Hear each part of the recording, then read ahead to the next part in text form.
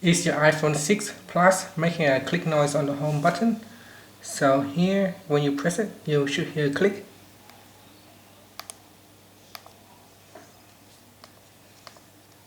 So you can hear when I press it, it makes a click. Now this is actually quite normal that it makes a loud click. So if you're going from an iPhone 5 or 5S, where the home button is quite smooth and it doesn't make too much noise, when you go to the iPhone 6, it actually make a little bit of clicking noise. This is quite normal, so don't worry about it. If you're watching this video, you can rest assured that this button works the way it is designed to be. Thank you for watching this video.